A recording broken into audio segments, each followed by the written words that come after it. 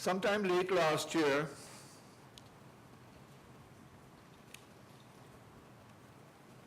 Jean called me to say that this conference was in the planning stage, and she would like me to be part of it, as there was going to be a fairly active Irish flavor.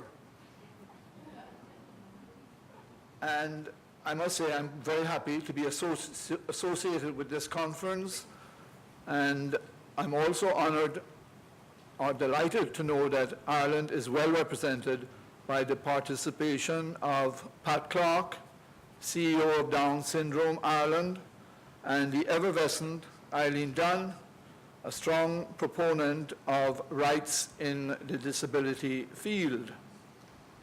I must say, Eileen, I read the article in yesterday's Guardian, and it was wonderful. It really said it all, and it gave me a very quick understanding and a feel of life in that area. I'm sure some of you may not, or some of you may have read it, but if you didn't, she, I believe, gave a rendition to the situation this morning, so you would have warmed to that.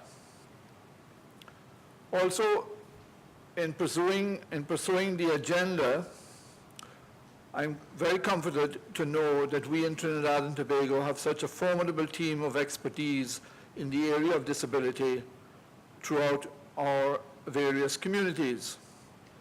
And I have no doubt they will realize on the laudable objectives of nodes, ably led by the chairperson, Dr. Jean Antoine Dunn, in good time.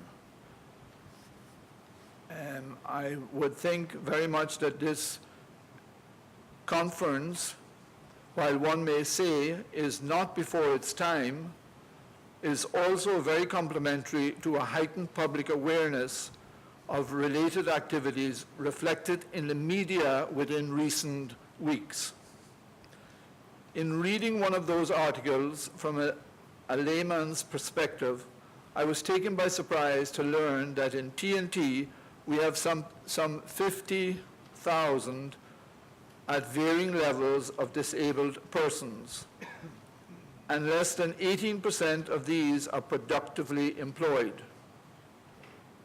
A figure that sets the challenge for a significant improvement, and by increasing the percentage level of employment, it will be an excellent measuring barometer on your progress in the coming years. From a personal experience, I give you a little story that some years ago I had a very pleasant eye-opener in my capacity as Honorary Consul for Ireland in TNT. Part of the local office routine is to submit our 6 monthly accounts to the Department of Foreign Affairs in Dublin. For many years we dealt with the same officer, let's call him John, by way of emails, telephone, etc. And like any accountancy exercise, there were variations from time to time. But more often than not, we found ourselves being guided gently but firmly by the officer in charge, John. And on one of my visits to Dublin, I felt I must meet with John, who, as I said, always handled our affairs with understanding and empathy above the norm. While I waited in a crowded government lobby, John walked past. And I didn't pick him up, but he eventually ID'd me. And it turned out to be a wonderful meeting. And I would never have known that John was not 100% able if I had not taken the initiative to meet with him on that morning. A shining example of what today's service industry in TNT so badly needs. It more than demonstrates the potential that can be unlocked in your endeavors over the next few days and beyond. Dreams, we are told, should always be big, and your 2 days of interaction may yet be the catalyst to lift our service performance at national level. I would also like to mention Pat, who is, by the way, staying with me, so we get quite a time or opportunity to discuss various aspects.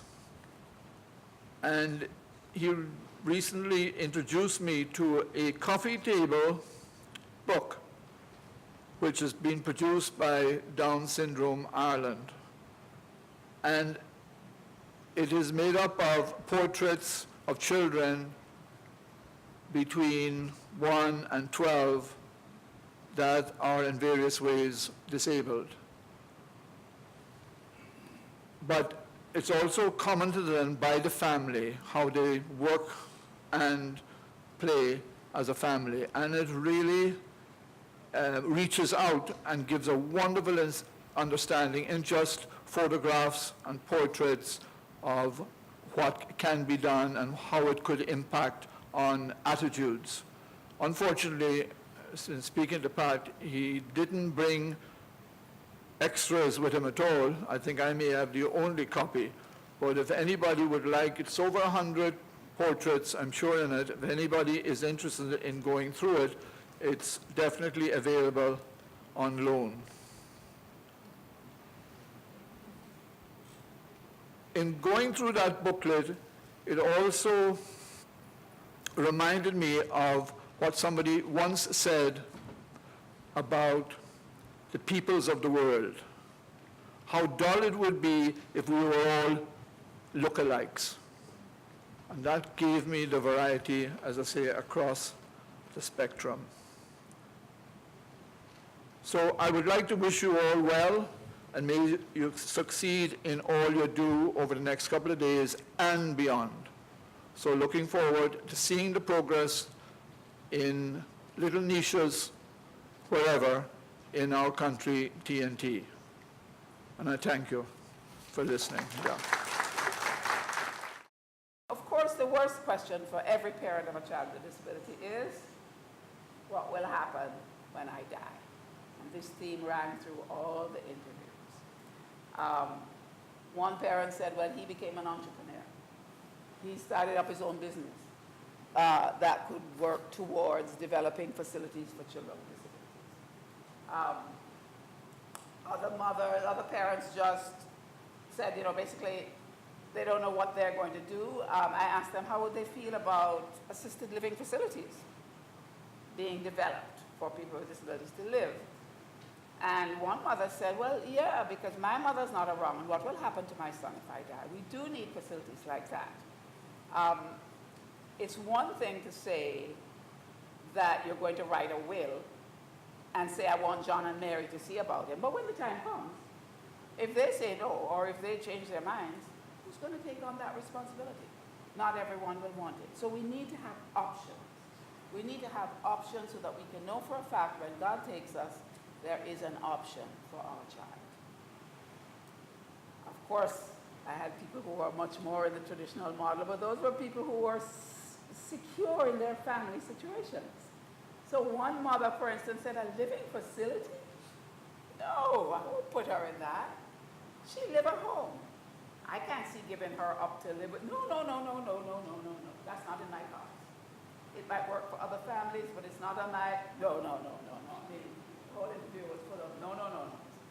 And then she said, well, when we are no longer here, her sister and her younger brother, they're fully aware that she's their responsibility. If not this one, then the other one. However you work it out, you'll be responsible for your sister. They have their own families and their respective spouses, but there's no choice in this matter. This is it. It's not only about my son or daughter. It's a package deal you're getting. Accept it or make a decision before you get started. And she said they both accepted it. By that she meant the young people, the in-laws and so on. She says, by no means, no one will see her. She also has cousins, and no one will see her in need or want anything at all, or want for anything at all. Whatever they have to do, it will be done, thank God. I'm not going to have time to go through all my themes. But the second theme was public attitudes, and that was also very mixed. A lot of people said public attitudes are super negative, that their kids are sort of scoffed at in the street.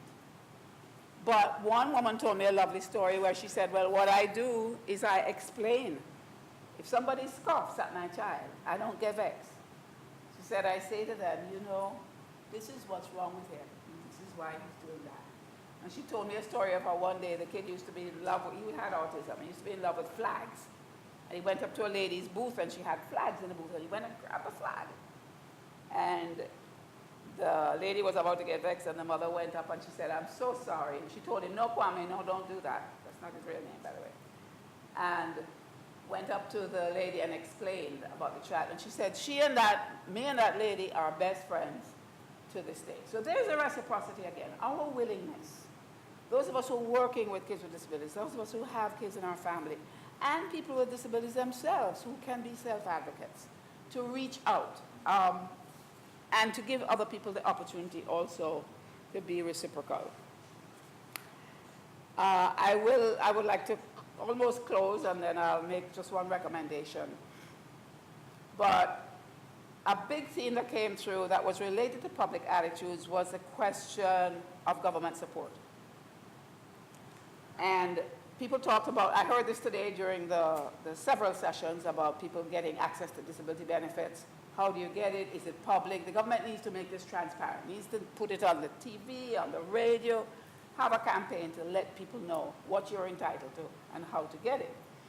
A couple of parents told me that they were turned down for getting the benefit, even though the child was clearly had a disability, because when the social worker came to her home, the social worker thought that her house looked too high class and said, you're not eligible. She said, in fact, I was begging a living from my mother. That's my mother's house. I can't afford my own house. I'm staying with her. Another woman, a more extreme story, said, I was working as a caretaker for the elderly grandmother in the home. And when they came and saw me living there, no matter I told them that it's not even my home, I'm working here, she said she got nowhere. So, and the question is, because when I talk to people who should know this, they say, well, it's not supposed to be income-based at all. It's supposed to be simply for the child, as long as the disability is documented. Well, this is my last quote. I'm going to read this one to you because you will love it. So one mother with a kid with Down syndrome, she says, documenting the disability. She said, every year I have to go to the ministry and tell them that he's still Down syndrome. Every year I tell them that Down syndrome is constant. It's not a sickness that he's going to get better from. This is his life. This is what who he's going to be. Why do I every year have to go through this? If on the state level there's so much ignorance, where is the education going to come from for the public? Every year you go through this ritual, like if the child is a new child all over again. So that was another theme. And then the final theme was advocacy. And I'm going to wrap right up right here by just saying that I've heard so much wonderful advocacy today. Self-advocacy and also advocacy on behalf of people with disabilities. And I really think that's where it has to start. But as the gentleman from Ireland said this morning, you have to nudge the government. The government's not going to get up in the morning and say they're going to do it. I heard the theme coming through strongly, which I heard from these parents. We need legislation. It's not enough to have a policy. The policy is lovely. Lovely, very good. We have to start there. How do we implement it? Where is the legal mandate? Where is the political will that says this is going to be the law? And let me tell you this very quickly. From living in the U.S., I can tell you I've lived in the U.S. 20 years. And at first, I was kind of blown away when I learned about the whole civil rights movement and how they made all the laws and all of this. Because I was thinking, well, you can't legislate attitudes. You can't force people to like people. Then I got to realize, no, you can't force them to like anybody. You can force them to behave in a certain way.